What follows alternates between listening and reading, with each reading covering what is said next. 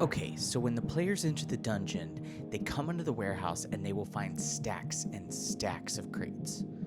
For my sanity, I've split it into 3 sections: the front, the middle, and the back. Now, the most valuable loot will be hidden in... Yeah? Hey, people are gonna start arriving for the party in like 10 minutes. Can you please come help me set up the switch on the big projector? Yeah, I'll be out in just a few minutes.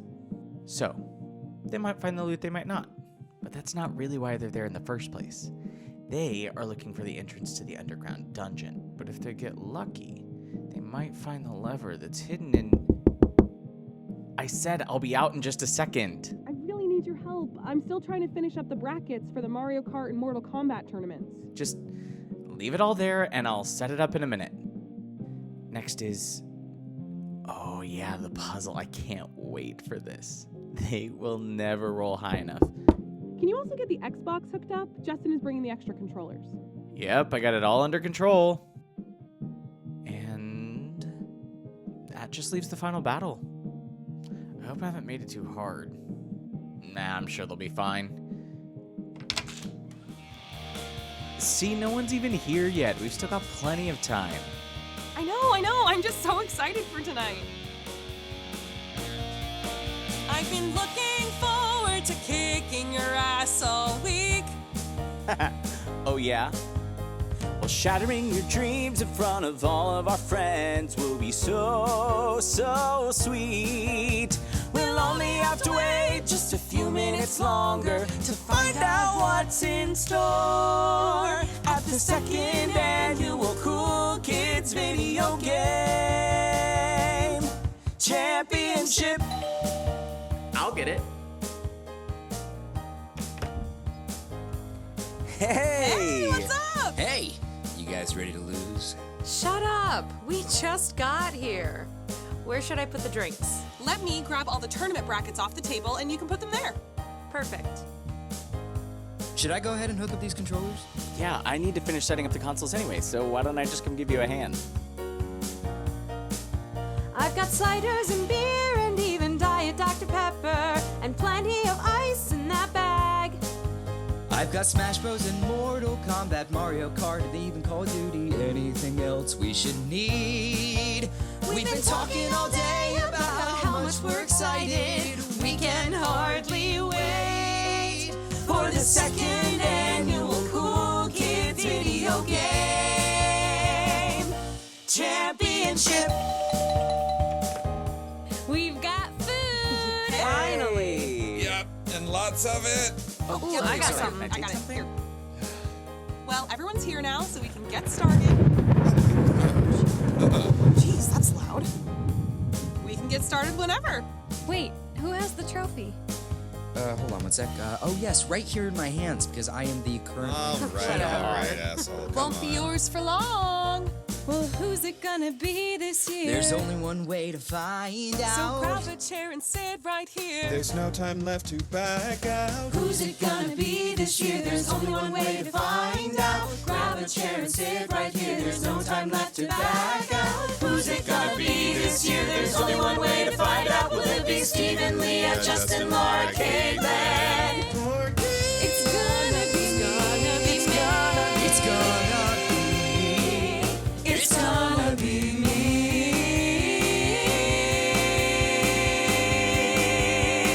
We're gonna find out at the second annual Cool Kids Video.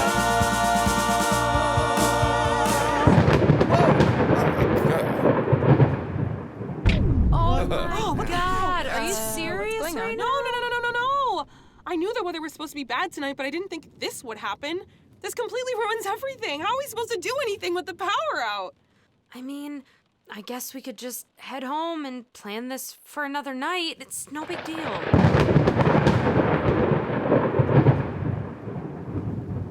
I don't think we're going anywhere, at least for a little while. Well, we can't do anything just sitting in the dark. Do you have any lights that don't need to be plugged in?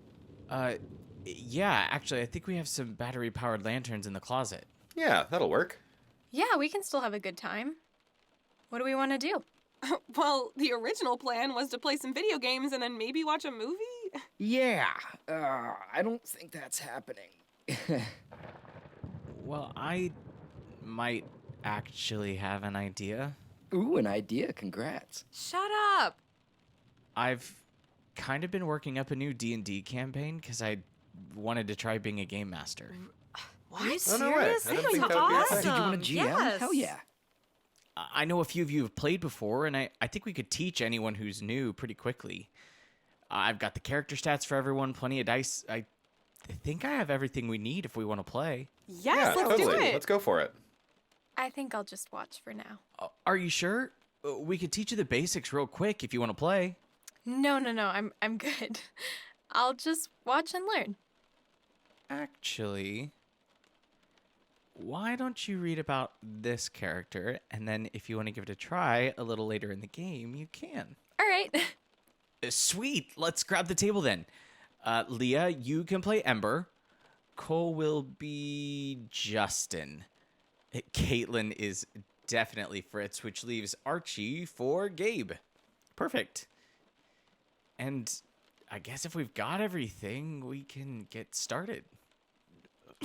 Oh, I'm nervous. It's all right. No, You're don't gonna be. be This is awesome. fun. This is Don't so be. great. You're right. Okay. Well, our story begins in the great city of Icaria. A large, beautiful city deep in the Solarian forest with a long and varied history. About 1,000 years ago, the first of the great wars was fought between the dwarves and the elves. It raged for nearly 100 years before the elders of the two races finally agreed to meet face to face. Having seen the grave destruction of their people and their cities, they knew they must achieve peace or face the destruction of both their races. And so peace was struck.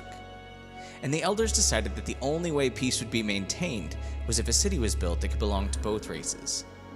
And so Icaria was born. The dwarves mined Icaria's signature white stone from the Lithrunian mountains to the southwest of the Solarian forest.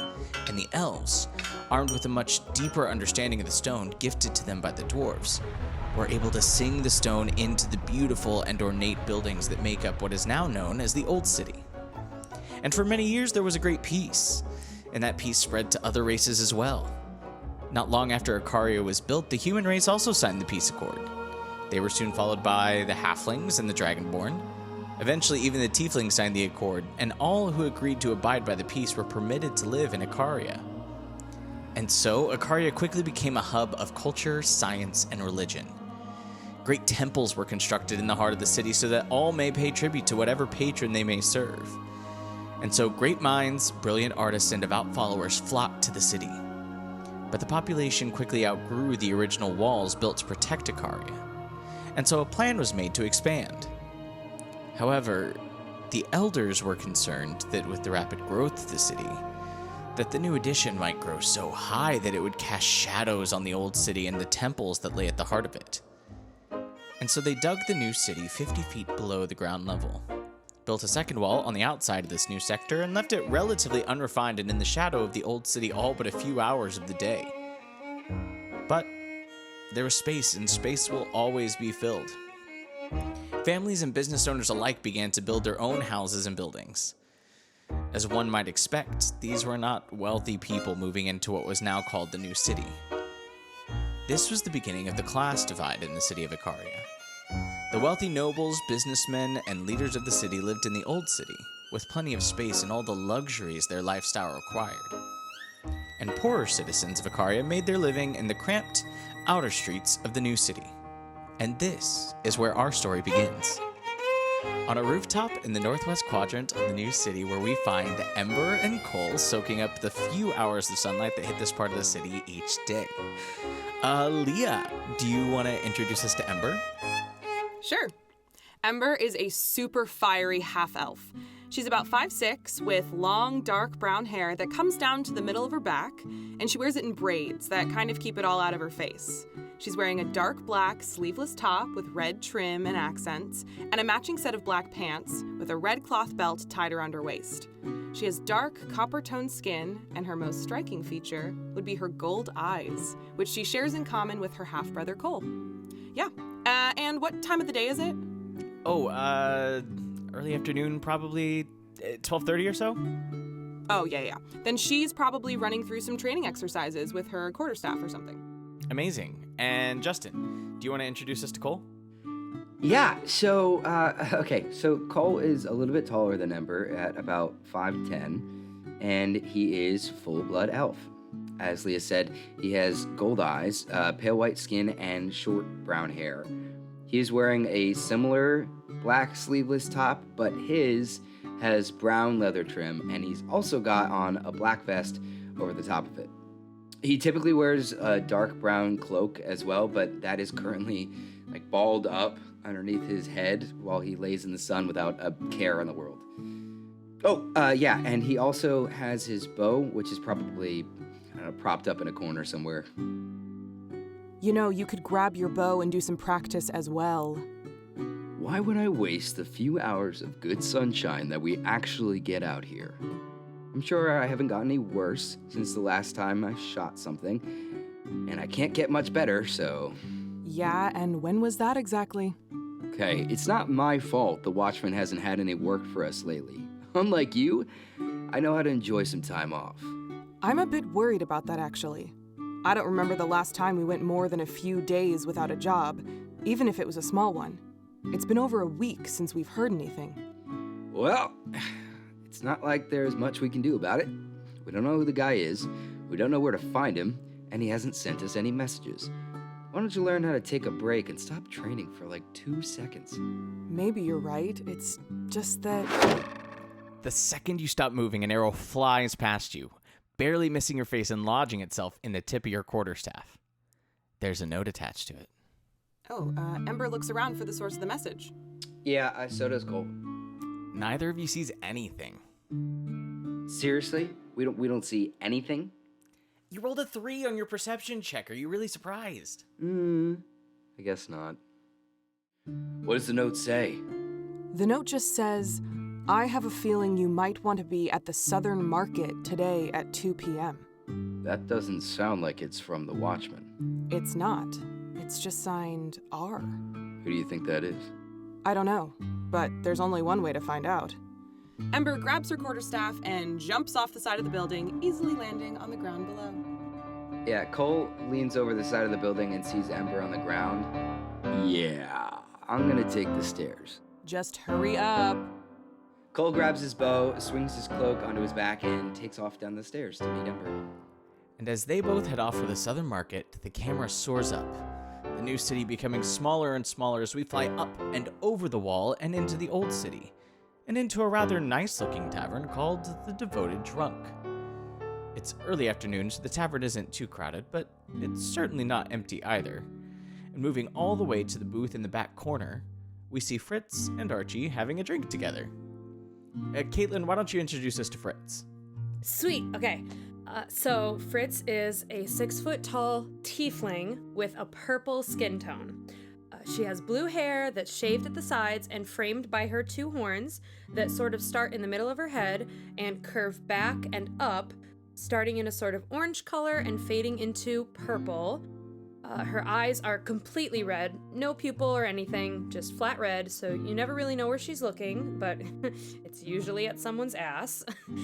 She's wearing a black sleeveless top with gold trim, black pants, and a gold cloth belt.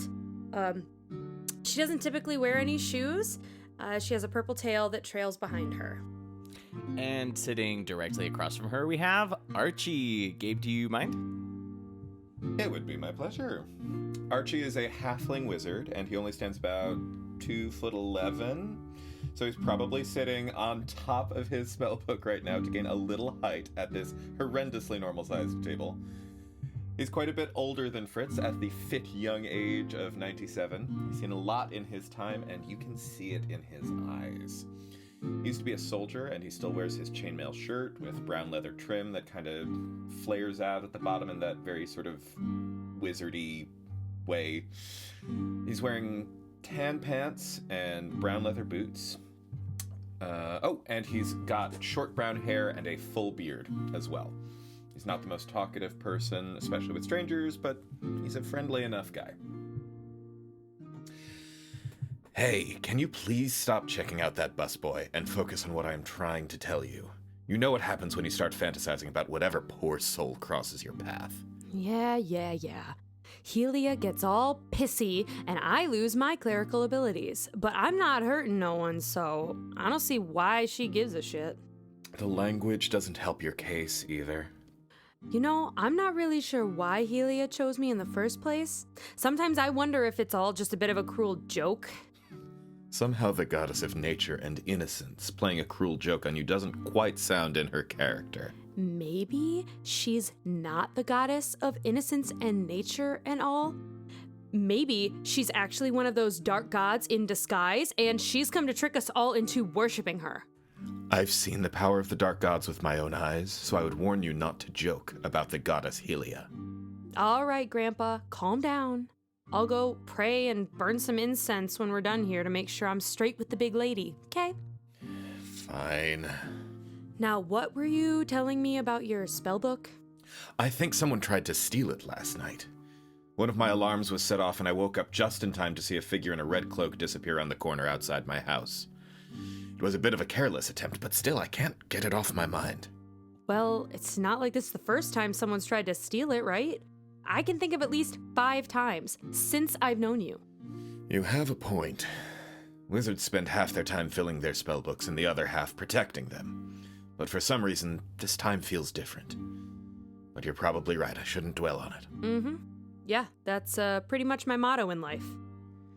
You both continue on chatting for the next half hour or so, at which point the busboy Fritz was checking out earlier walks over to the table. He appears to be a half-elf with medium-length curly red hair that conceals all but the very tip of his slightly pointed ears. He hurries over to you. Excuse me, sorry to bother you, but I was asked to deliver this message to your table. And he hands you a small piece of folded parchment. Who left it for us? They didn't leave a name, just told me to wait about half an hour and then give it to you. Well, what'd they look like? I couldn't really see her because she kept her hood up the whole time, but she was wearing a long red cloak with some gold trim on it. But that's like all I saw, man. Are you sure? You didn't see anything else? Nothing else, man. It's all right. Thank you for delivering it. Whatever. And the busboy quickly leaves the table and gets back to work. I mean, honestly, how could you not stare at that ass? Fritz, focus. What does the note say? Shit, right, sorry. Language, shit, sorry. It just says, I have a feeling you might want to be at the Southern Market today at 2 p.m. Signed, R. Well, we'd better get going if we're going to make it out to the new city by 2 p.m. And drinks are on you. I can't afford this old city stuff. Neither can I. I only live here because the temple houses me for free. Yeah, but it was your idea to get drinks here. Fine. Fritz lays a few gold pieces on the table and tosses the busboy a silver piece on the way out. Hey, thanks, man. And you'd better get praying on our way to the Southern Market. I have a feeling you might not want to get caught without Helia's help this afternoon. Dear Helia, I am so sorry that you don't have a sense of humor. Fritz! Fine. And as Fritz begins a real prayer to hopefully regain Helia's favor, we zoom out once again, flying over the old city wall towards the southwest quadrant of the new city, where a rather large hub of various shopkeepers make their living. Here, our 2 pairs of unlikely heroes witnessed a murder in the middle of the marketplace. Fritz and Ember pursued the mysterious red-cloaked murderer, while Cole and Archi tried to save the victim's life. During this process, Archi has a vision, where it is revealed to him that our mysterious cloaked figure has a pair of bright gold eyes. And Ember made the same discovery while pursuing the cloaked figure across the new city. Ultimately, the 2 pairs decided to team up and tracked the mysterious figure to a warehouse built up against the old city wall. Cole deftly picked the locked door, and the 2 pairs split off to search the large building, leaving them with the perfect opportunity to have a private conversation with their respective partners. Fritz, back there I think I had a vision. A vision of the person we pursue. And all my observation lead to just one explanation. I think that I may just know who she is. I think it might be Ember. I've only seen those eyes 2 times before. Once on Cole, the other time on Ember. And Cole was with me down there on the floor. I think it might be her. Hey! You know, you really don't have to pull me around like a child. Just shut up and listen for 2 seconds. What's so important that you can't wait Cole, for... you won't believe what I just saw. That woman on the rooftop. Hell, I don't even know if I believe it. But I have seen those eyes before. I think it might be her. Cole, I think that might have been our mother. That woman who left us all those years ago. Cole, that must have been our mother. It's been so many years and now I need to know if it might be her. That woman left me all alone. She left me too. In the care of a monastery. My father was an asshole. I grew up fighting He never for my cared. life. Now it's time Let's to pay her back for all that pain and strife. I think you're right, it might be Ember. That might be We've only seen those eyes 2 times before. We need to know. Once on Cole, the other time on Ember. It might be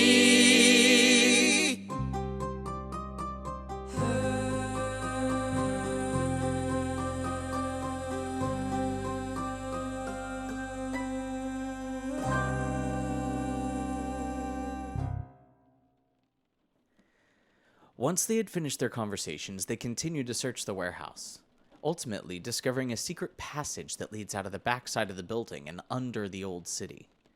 This passage leads them to a mysterious chamber where the team works together to solve a particularly tricky musical puzzle. And as the last notes fade out of existence, the entire chamber begins to shake.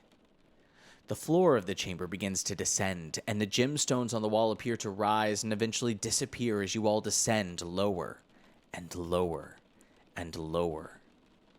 Minutes pass before finally you descend through the ceiling of what appears to be a large ritual chamber. Large troughs of flame line the walls to your left and your right. The room appears to stretch 80 feet out in front of you and a good 50 feet from side to side. 4 large pillars seem to be supporting the entire weight of this huge ceiling, and suspended in between these 4 pillars is a dark, black orb. And at the end of the chamber, you see 6 figures in simple dark red robes, their hoods pulled over their heads so that their faces cannot be seen. And in the very center is the figure you have chased across the new city and now deep into the chambers below the old city. Their red robe with ornate gold trim drapes regally across their figure, and their hood is also pulled over their head to obscure their face from view. And as the platform finally settles onto the ground with a loud thud, the mysterious figure begins to speak. Laura, you think you're ready to join us? Oh, come on, it'll be fun. You can do it. Yeah, I guess I'll join. Woo woo! Yes. Hell yeah. Okay, so you all just landed on the floor, and she says, "Our heroes have arrived, and the time has come for the fulfillment of the great prophecy. The prophecy etched in stone and passed down through generations of devout followers. The prophecy that foretells the rise of the great black dragon, Nargos.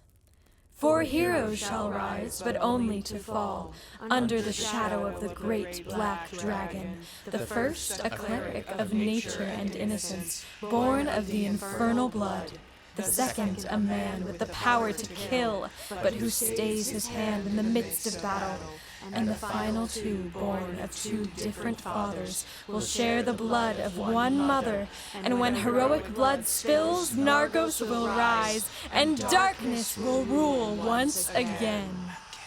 The great black dragon, Nargos, was one of 2 primordial beings that existed before the birth of Thasteros.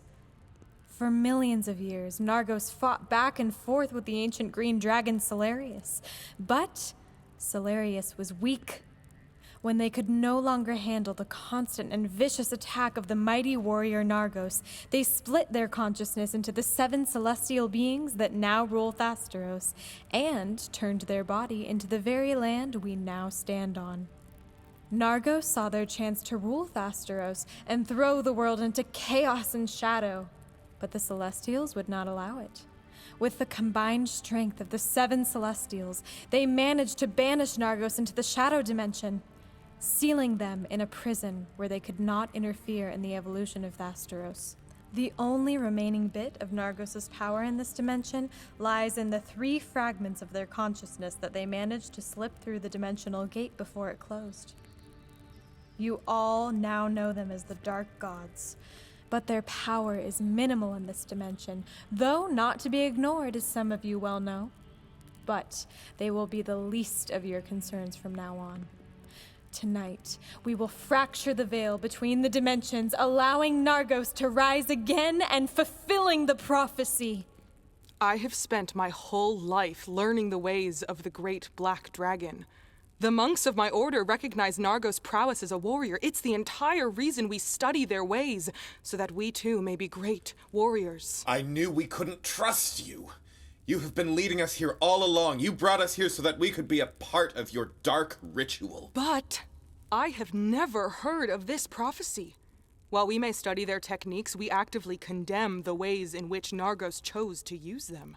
We study and train so that we may use Nargos' power to maintain order in this world. I may have strayed from the path since my study was complete. This world was not always kind to me, and I was not always kind to it. But I have never seen such a twisted understanding of the way of the great black dragon. Who are you? And how have you come to possess this knowledge? You stupid and naive child. I have no time to explain myself to you. You are nothing but a pawn in a much larger game. You will serve your purpose, and you will die. Warriors, the time has come for the blood of our heroes to be spilt! Players, let's roll initiative. Finally. What you got? 18. 13. 7. 20. Ah! The mysterious cloaked figure leaps forward and sprints straight for Ember. As she quickly closes the gap, she whips out her quarterstaff and attempts a flurry of blows. Your first strike misses as your adrenaline causes you to overcompensate, but you compose yourself and manage to land one of your 2 flurry of blow shots straight to Ember's gut. Ugh. Cole runs back towards the platform where we entered and draws his bow, aiming it straight for Ember's attacker. As you release your arrow, it flies through the air, slicing her left shoulder and leaving a tear in her ornate cloak. Taking advantage of that momentary distraction, Ember swings her quarterstaff around and aims straight for her face. Yeah, that's a hit. Yes. Nice. You watch her wipe the blood from her mouth with a grin. It's not my blood that needs to be spilled, child. Who are you? Oh, have you not worked it out yet? Ugh. With a burst of anger, Ember lashes out with 2 more punches. You let your anger get the best of you, and you're a bit sloppy with your punches. The first one misses off to the left, and she easily brushes your second punch to the side. Fritz heads for an open space where she can move freely. She begins to make intricate motions with her hands as a ball of fire begins to form in her palm. And she aims it at the closest monk, casting Sacred Flame. It dissipates in front of you, leaving nothing but a puff of smoke. Are you serious? Right now? I warned you to watch your language. Fix it, now! No, I refuse. And she grabs her mace instead. Ah, but the monks have noticed your moment of weakness. 3 of them dash toward you, pulling gold ceremonial daggers out of their cloaks. You're able to dodge the first 2, but the third one manages to catch you across the cheek, drawing a string of blood. You watch as the monk flicks the blood off the tip of his dagger and up into the air, where it momentarily hovers, suspended in time, before it shoots off like a bullet up into the black orb.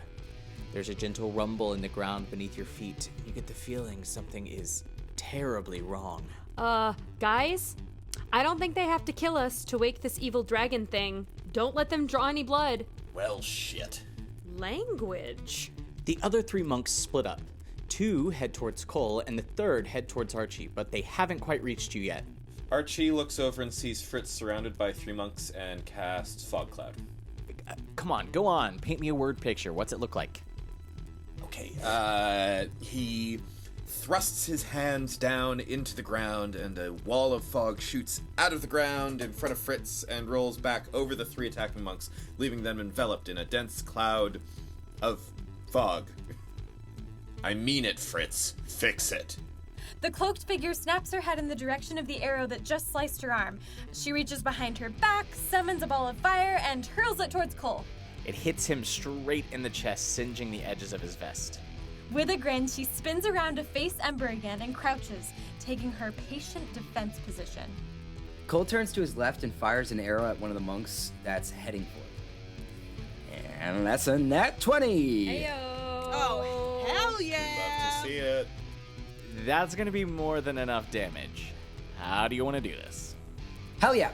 So Cole is gonna drop down slightly so that he can get the right angle to fire his arrow straight up through the bottom of his jaw. You watch the monk's head jerk back slightly before he drops straight to his knees and just ragdolls to the ground. 1 down, 6 to go. All right, Ember swings herself around so that the cloud of fog, and more importantly, the monks inside it, is directly behind the cloaked woman. She's going to center herself and draw on the power of Nargos to use her Breath of the Dragon. Sweet. Which damage do you want to use? Lightning, and it's just going to arc between everyone in range.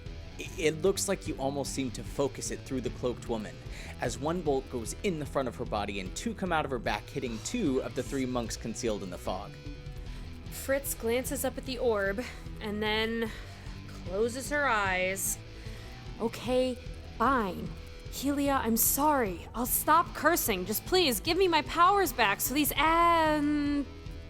buttholes can't summon the creepy black dragon that is apparently your arch nemesis. And she is going to reach for an even deeper power than she did before, conjuring a bright white orb in the center of her palm. And she's going to cast Guiding Bolt in the direction of the monk who cut her cheek. The bolt leaves your hand and disappears into the fog. You don't see it make contact, but you hear a deep grunt and the sound of a heavy body hitting the ground. You are back on good terms with Helia. For now. Oh yeah, I'm back.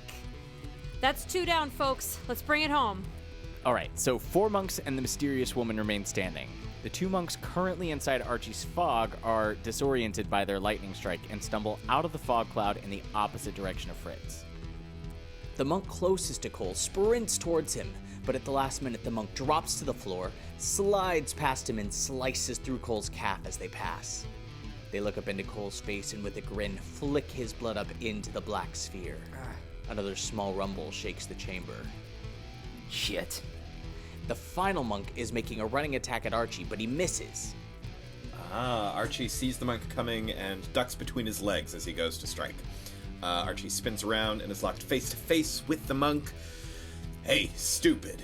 You ever hear the one about the monk who couldn't stop laughing? And Archie reaches out with a black raven's feather from his pouch and gives the monk a slight tickle, and the monk immediately falls to the ground laughing uncontrollably. He looked like an idiot. And Archie runs off towards Cole and the monk who just attacked him. All right, having broken your concentration on your fog cloud, it dissipates into the air. Right. You think you're the only one who can channel draconic power. She throws her arms wide open as she brings them together. A cone of fire bursts from her hands, heading straight for Cole and Ember. Oh, both of you fail your dexterity saving throws and take the full brunt of her attack. Ow, ow, ow, ow, ow, ow, ow, ow. Okay, guys, I'm looking pretty rough. Yeah, me too. Okay.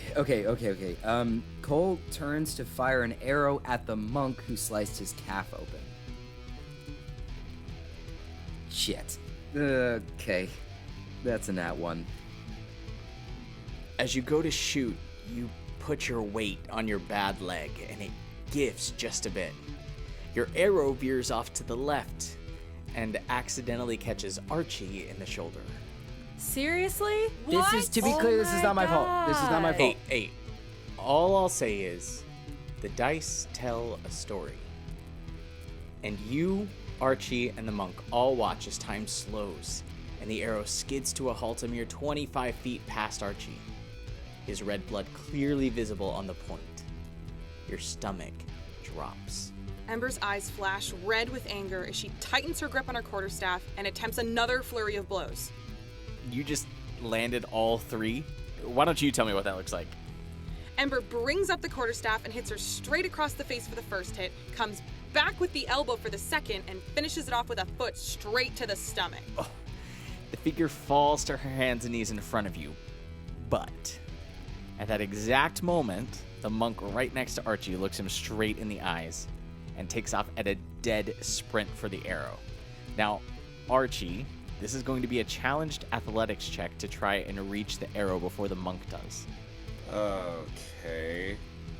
What did you roll? 13? He rolled a 16. I'm too short for this. Archie takes off behind him, but his halfling legs can't keep up. The monk snatches the arrow off the ground and throws the whole thing towards the orb. The arrow stops about 10 feet in the air as the drop of blood slides off the arrow, flies into the orb, and the arrow clatters to the ground. A third, even stronger tremor shakes the chamber. No. No, Ember. You're the only one left.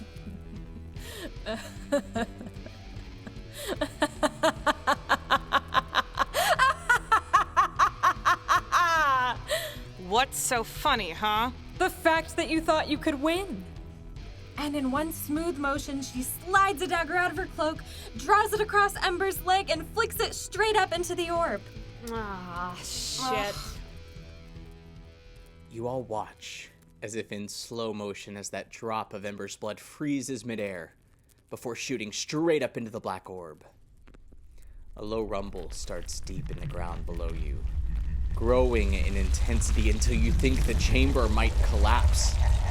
Suddenly, the tremor stops, and there's a terrifying moment of silence. The orb above you shatters. The flames along the walls are extinguished, and shards of black stone fly in every direction.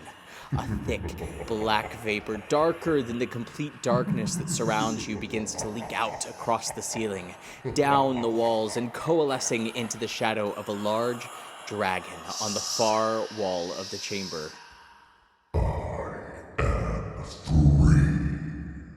The shadow dragon opens its mouth and lets out a terrible roar before passing up through the chamber ceiling and disappearing from view. The braziers along the wall reignite, leaving you in the room with the 4 surviving monks and their leader. No. Archie's rage gets the best of him, and he casts Magic Missile, aiming 1 missile at each of the 4 remaining monks. All 4 of them fall to the ground dead. What have we done? We haven't done anything. This is her doing. And now that you're all alone, you're going to tell us who you are and how we can stop this. My life's work is complete. There is nothing you can do to stop what you have set in motion here tonight. Nargos will rise again, and they will rule all of Thasteros. Take off your hood. As you wish. The cloaked figure reaches up to the ornate golden trim of her dark red hood and slowly drops it down across her shoulders.